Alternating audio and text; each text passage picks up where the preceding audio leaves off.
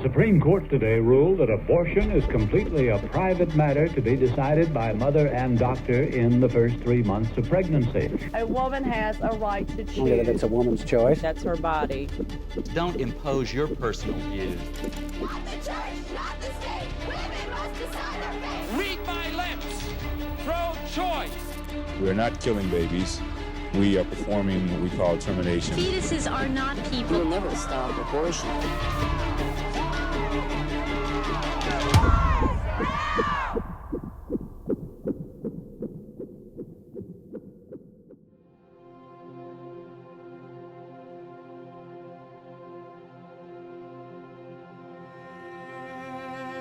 Something happened that no one expected to happen in our own lifetimes. Gosh, I still get choked up thinking about that day. It really wasn't until late that night I was going to bed. I laid in bed and I thought to myself, oh my gosh, it actually happened. The Supreme Court sending the issue of abortion back to the states. The historic decision overturning the 50-year-old ruling on Roe v. Wade, which guaranteed women the right to an abortion. You know, the first thing I actually thought about was Nellie Gray.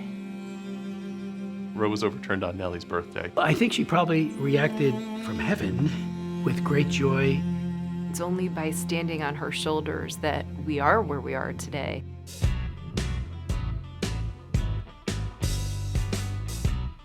Nellie Gray was an extraordinary human being. Nellie was a force of nature. She was very feisty.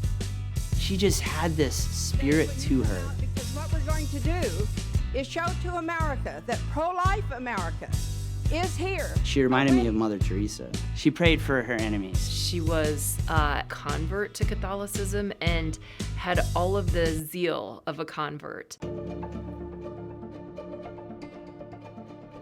One of the most faith-filled and determined women that I had ever met in my life. Nellie Gray believed we needed to all come together in Washington to protest the Supreme Court decision in Roe v. Wade. She was focused on conversion.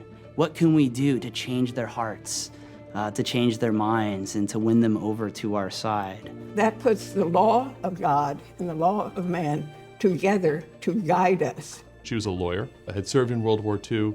She had seen the atrocities of World War II. She had seen the human rights issues of the times in which she lived, and she saw that this was just another unjust issue in the course of her life. And so she quit her government job, and she started the March for Life with Knights of Columbus from New York. Nellie and others didn't want the anniversary of Roe v. Wade to go unmarked.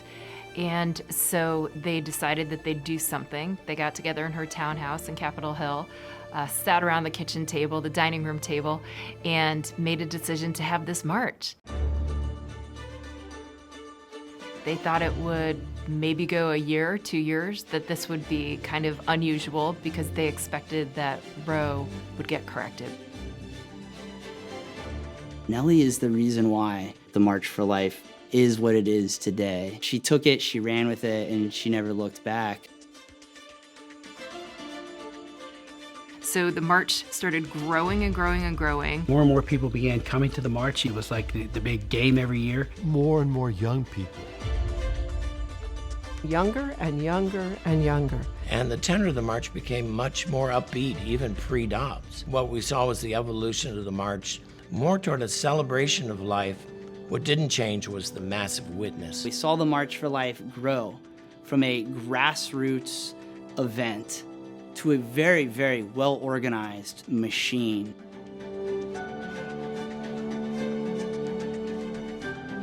Hundreds of thousands annually, every year, the longest human rights demonstration in the history of mankind. The march kept hope alive. In the worst weather of January. Is anyone cold out there? Traditionally and historically, that week in Washington, D.C. is the coldest week of the year. 10 below and a foot and a half of snow. We may be freezing, but we're freezing for the best cause in the world. But I used to say that the worse the weather, the better the witness.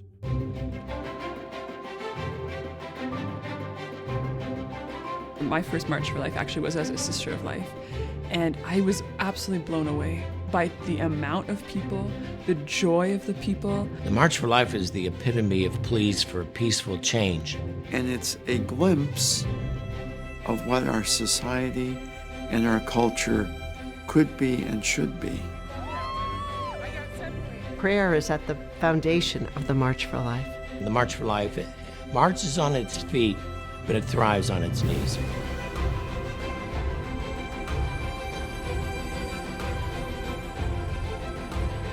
The March for Life is very important for changing hearts and minds. It's really ushered in that culture of life. By creating such a culture, we actually give people the freedom to begin thinking differently. The impact of the march on people's lives is to energize them, invigorate them. And you can see that there are millions of others who walk alongside you. And they realize, perhaps for the first time, that they are not alone. Hundreds of thousands of their peers who are enthusiastically witnessing. I'm part of a sea of people. I think that the march wouldn't exist if it weren't for the Knights of Columbus. I think it's in the Knights of Columbus DNA to be pro-life. They were the first major fraternal organization within the church that quickly understood how essential this issue is to faith and to our nation and to our culture. This is the mission of the Knights, a mission to protect the family. But even more than that, our mission is to protect vulnerable mothers and their children. Our councils support pregnancy centers. They raise money for ultrasounds. They come to marches. They do these other, things that we may never hear about that support moms, that support babies, that support their communities. These really heroic men, these good men who are searching for Christ, who are seeking to make Christ known to the world. And this is why we march, and it's why we will continue to march until abortion really is unthinkable. We're doing this as Brother Knights, we're doing this as college students. We are the future and we need to take that step now. Because we believe that if you can't stand up for life, you have no ground to stand up on. I'm going to protect people that can't protect themselves. Advocate for what we believe in, and that is the sanctity of human life and protection of it.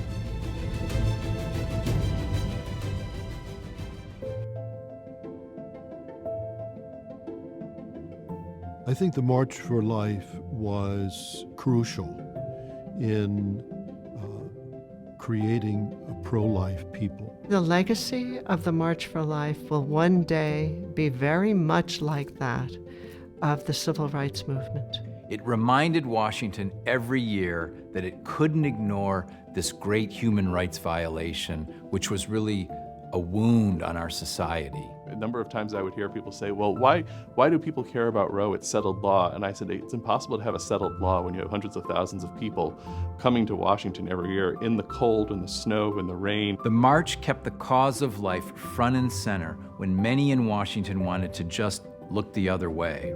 But the march was there saying, this is not settled law, that we as a society can do better than abortion. Without the March for Life, the Dobbs decision would never have been made.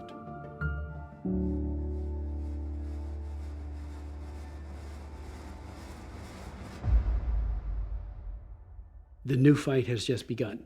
The culture of death and the forces of evil, they are angry. A new national debate on abortion has begun. The question then becomes, what do we do now? We need to pay attention to the states in a new way because they can act to defend the unborn across the board, even if Congress is reluctant at first. So we have to continue to march. The changing the laws is not enough. We have to change people's hearts. And now the March for Life is also working in the states. And so we have state marches. We hope to be in all 50 states and here in DC. I think Nellie Gray planned on hosting the March for Life until abortion became unthinkable. So even with Roe being blown out of the water, she would have absolutely continued to march for life. She would have kept fighting.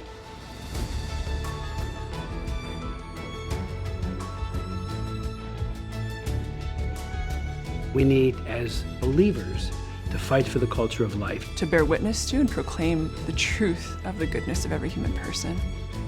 That's why we will continue to march, and we will continue to bring the message of life to a new generation.